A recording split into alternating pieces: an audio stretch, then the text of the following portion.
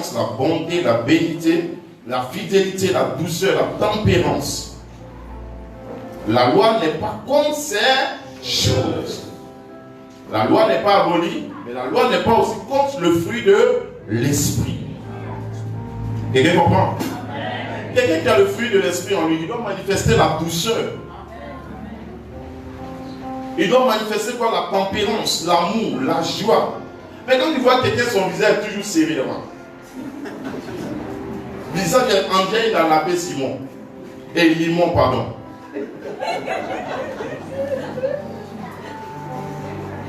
Comme quelqu'un qui a lavé Limon.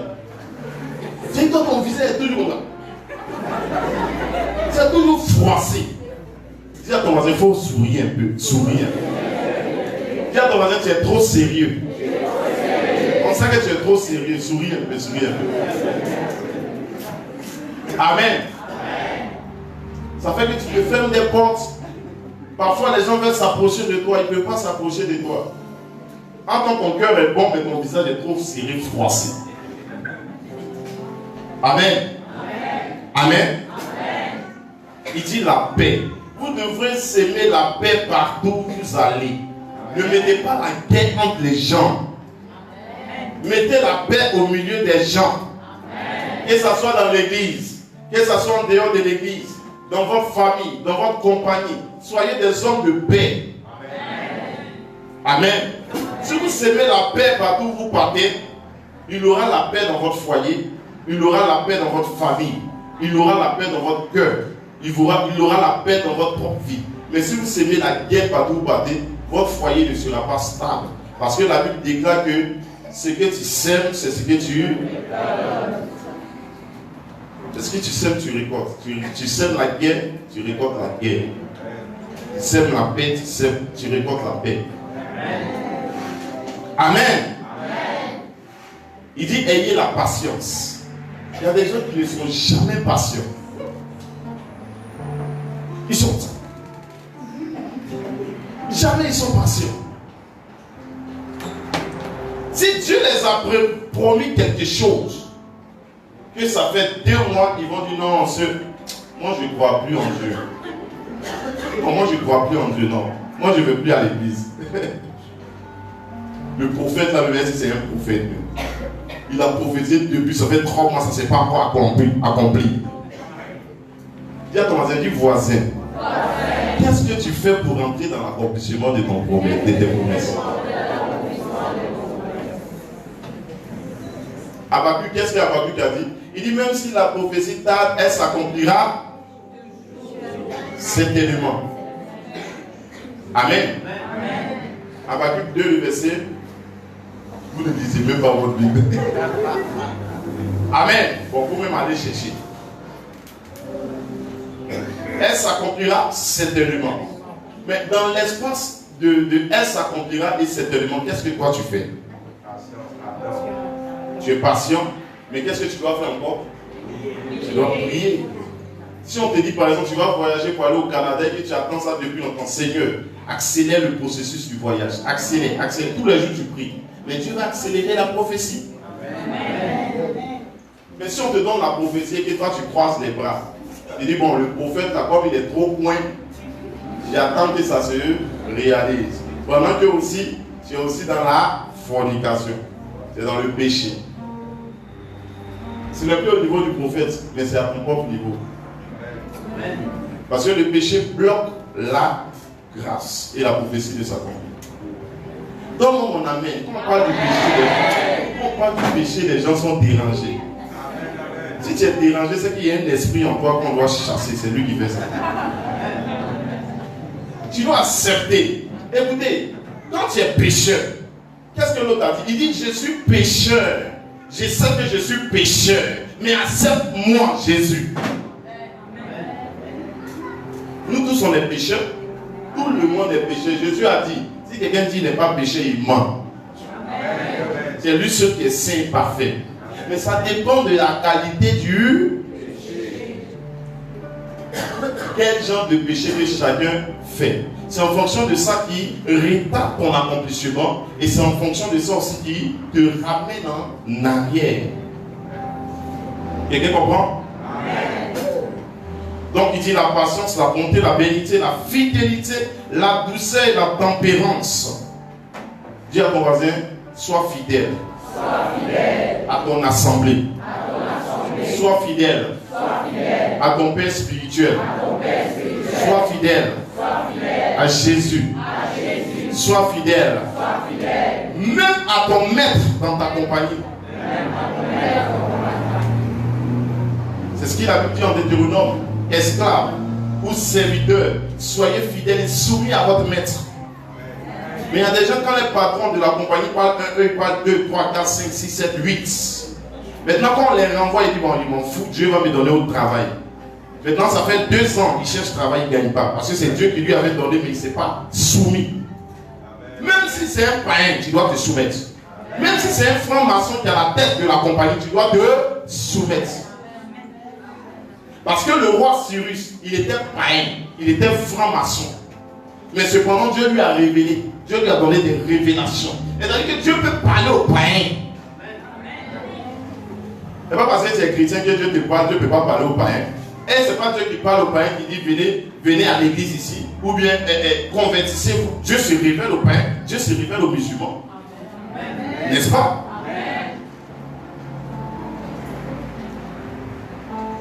La fidélité.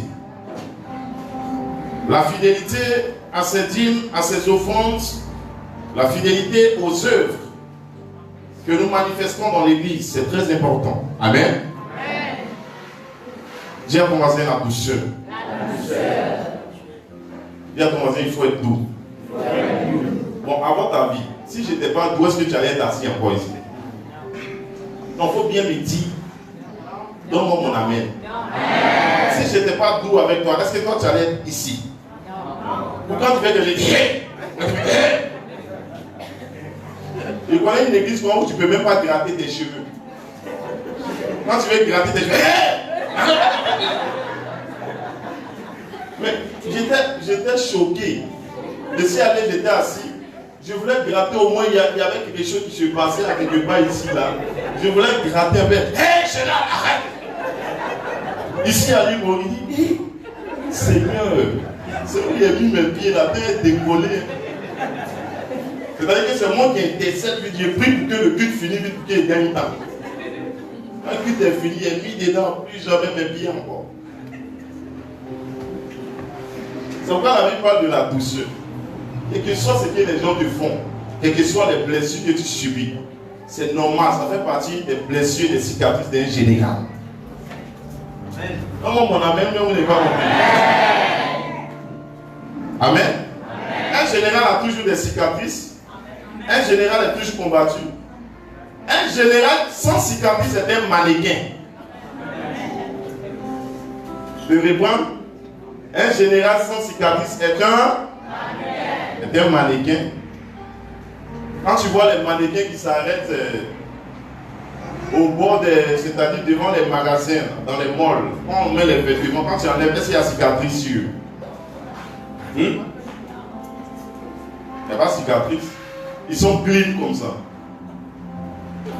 C'est au mannequin qu'on ne touche pas. Sinon, un général, quand il va au front, forcément, il y a une balle qui va à la tête. Est-ce que vous comprenez? Amen. Forcément, il y a quelque chose qui va le toucher un peu.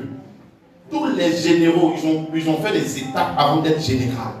Ils ont passé par des formations. Dans les formations, il y a les pieds qui s'est cassé, les doigts s'est cassé, il y a quelque chose qui se produit.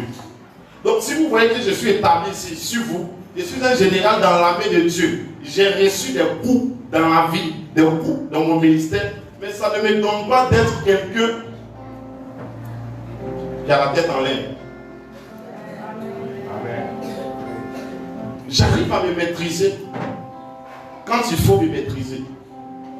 J'arrive à arrêter certaines personnes quand ils dévient. Ça c'est normal dans le leadership. Ça fait partie de l'encadrement des fils et des filles spirituels pour les ramener à Christ. Amen. Mais c'était grave. J'étais même assis dans l'église et j'ai vu une dame qui a pris de l'eau, elle s'apprêtait à boire l'eau là. Et je n'étais pas le seul qui a reçu, comme vous dites ici, crier. Et il dit, hé, dépose-le là. On va patiner ici, là. On va patiner ici. Ici, on ne se balade pas. Mais quand j'ai vu ça, j'étais choqué. J'ai dit, mais dans l'église, on cultive l'amour, la douceur. Ce n'est pas un camp militaire. Même dans le camp militaire, quand tu as soif, tu vas boire un peu d'eau. Parce que tu peux tomber. Même dans le camp militaire, quand tu es en formation, quand tu es dans la boue, quelque chose te gratte, tu grattes quand même, non? Mais tu dois être comme ça dans l'église. C'est si moi je suis bien ici, un peu net, tu fais moi.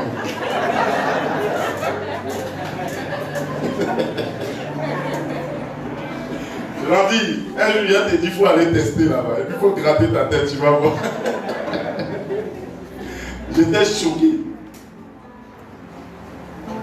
J'étais choqué. C'est grave. Dis à ton voisin, cultivons le fruit de l'esprit. Dis à ton voisin, soyons dans la parole. C'est ça. Nous-mêmes, on enseigne l'amour, la bénité, la douceur. Nous-mêmes, on doit le pratiquer. C'est pas seulement le peuple. Nous qui sommes en fait des exemples pour le peuple. C'est ça.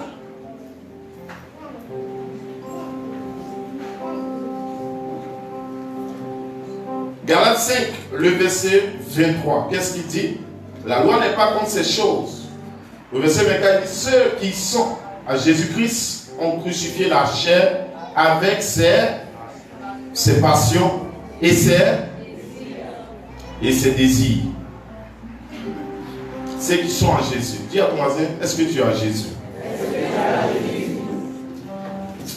Parfois quand je lis la Bible, je dis, mais c'est fort, hein? Il dit, ceux qui sont à Jésus ont crucifié la chair avec ses passions et ses... Donc, c'est-à-dire que si tu manifestes les œuvres de la chair, donc ça veut dire quoi? Tu n'es pas à... En vrai, vous ne me répondez pas bien. C'est-à-dire que quand tu es au-delà de ça, c'est-à-dire que tu n'es